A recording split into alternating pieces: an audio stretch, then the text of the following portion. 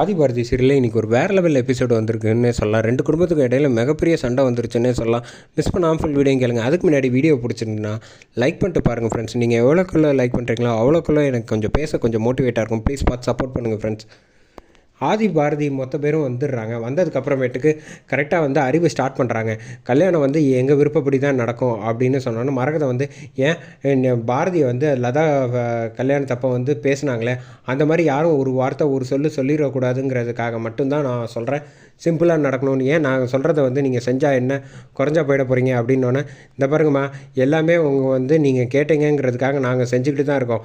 But ஆனால் வந்து இந்த விஷயத்துலலாம் நாங்கள் வந்து உங்களுக்காகலாம் விட்டு கொடுக்க முடியாது அப்படின்னோடனே என்ன நீங்கள் செஞ்சிட்டீங்க அப்படின்னா குலதெய்வம் கோயிலுக்கு நீங்கள் போகணும்னு சொன்னீங்க. உடனே நாங்கள் அடுத்த நாளே வந்து கிளம்பி வந்தோம் இல்லையா.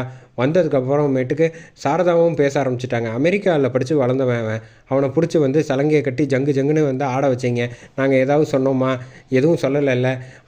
அதெல்லாத்துக்கும் நாங்கள் சரின்னு தானே சொல்லிகிட்டு இருக்கோம். அப்படி இருக்கும்போது இந்த மாதிரி விஷயம் வந்து கல்யாணம் வந்து மாப்பிள்ளை வீட்டு சார்பாக நல்லா ஒரே புள்ள கிராண்டாக செய்யணும்னு நினைக்கிறேன். அது செய்யக்கூடாதுன்னு சொல்கிறதுக்கு உங்களுக்கு என்ன ரைட்ஸ் இருக்குது? எங்களுக்கு என்ன ரைட்ஸ் இருக்குதுன்னு பேசுகிற லெவலுக்கு இருக்கா? எங்கள் பொண்ணை கட்டி கொடுக்குறீங்க வந்து நாங்கள் எதுவும் பேசக்கூடாதுன்னு சொல்கிறீங்களா? இப்போ பாருங்கள், உங்ககிட்ட எனக்கெல்லாம் பேசணுங்கிற அவசியம் கிடையாது. நான் பாரதி அப்பா அம்மா கிட்ட மட்டும் பேசினாலே போகிறோம். பட் இருந்தாலும் இங்கே பாரதி இங்கே இருக்காங்கிறதுக்காக வந்து பேசுனா ரொம்ப ஓவராக தான் பேசுகிறீங்க அப்படின்னோன்னு பார்த்தீங்களா எவ்வளோ திமிராக பேசுகிறாங்கன்னு. இங்கே பாருங்கம்மா, நாங்கள் ஒன்றும் திமிராக பேசலைன்னு அறிவு சொல்கிறப்பல நீங்கள் நல்லா நறுக்குன்னு ஏதோ சாதாரணமாக பேசுகிற மாதிரி பேசிவிட்டு வாழைப்பழத்தில் ஊசி ஏற்றுற மாதிரி ஏசி உங்களுக்கு வேண்டிய பாயிண்ட்டை வந்து நச்சுன்னு சொல்லிடுறீங்க. அதுக்காக வந்து நான் வந்து பேசாமல் இருக்க முடியாது, ஒரு அளவு தான் பொறுத்திருக்க முடியும் அப்படிங்கிறாங்க. உங்கள் பொண்ணை வந்து நாங்கள் கல்யாணம் பண்ணிக்கிறது வந்து என் மாப்பிள்ளை கட்டிக்கிறது வந்து நீங்கள் கொடுத்து வச்சுருக்கணும். நீங்கள் என்னடானா எங்களை கேள்வி கேட்டுக்கிட்டே இருக்கீங்க. எங்கள் மாப்பிள்ளை வீடு பெரிய வீடா இதுவா அப்படின்னு பேச ஆரம்பிச்சிடுறாங்க. என்ன நினச்சிட்டு இருக்கீங்க? பாரதியை பற்றி தேவையில்லாமல் பேசுகிற வேலையெல்லாம் வச்சுக்காதுன்னு அந்த பக்கம் மணி வந்து கொஞ்சம் லைட்டாக அதிகமாக சவுண்டு பண்ண ஆரம்பிச்சிடுறாங்க. இந்த பக்கம் வந்து அறிவு வந்து அவர் பங்குக்கு இதான் சாக்குன்னு வந்து நிறைய வார்த்தையை விட்டுடுறாங்க. பாரதியை பற்றி தப்பாக பேசினோன்னா இந்த பக்கம் மணி வந்து அறிவு வந்து அடிக்கிறாங்க. அறிவு வந்து மறுபடியும் என்னையே அடிக்கிறியா அப்படின்னு சொல்லிட்டு அடிக்கிறாங்க. 2 பேரும் மாறி அடிச்சுக்கிட்டு இருக்கப்போ கரெக்டாக அறிவு ஒரு பொருளை எடுத்து வந்து கையில் எடுக்கிறாப்புல அந்த பொருளை வந்து ஒரு மணி வந்து தட்டி விட்டுறாங்க. கரெக்டாக வந்து சாரதாம்மா தலையில் பட்டுருது. சாரதாம்மா தலையில் கையில் பட்டோன்னா காயமாயிடுதுனால ஆதி பார்த்துட்டு கோவமாயிடுறாங்க. கோவமானோன்னா வந்து டக்குன்னு சண்டை போட ஆரம்பிச்சிடுறாங்கன்னே சொல்லலாம். ஆதி வந்து மணியை அடித்து கண்ணாப்பண்ணான்னு சண்டை போடுறாங்க. சண்டை போட்டதுக்கப்புறமேட்டு மரகதை வந்து நிறுத்துங்க அப்படின்னு சொன்னதுக்கப்புறம் ரத்தனை வந்து தலையில் கையை வச்சுக்கிட்டு இங்கே பாருங்கம்மா, யாரும் வந்து நாங்கள் வேணும்ன்ட்டு எதுவுமே செய்யலை. இந்த அளவுக்கு பிரச்சனை ஆகி போச்சு.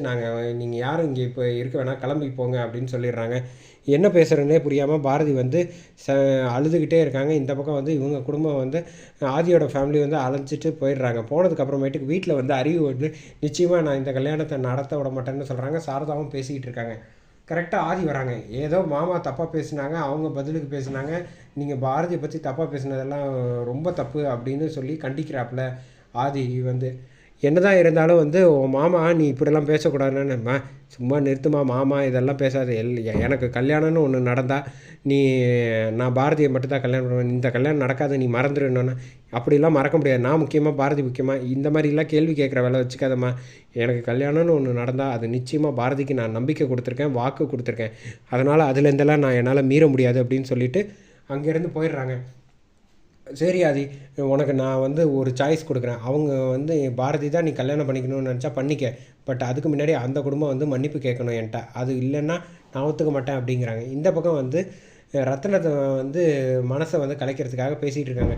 இந்த குடும்பம் ஆரம்பத்திலே பாரதியை தப்பாக இப்படிலாம் பேசிகிட்டு இருந்துச்சுன்னா சரியாக வராது.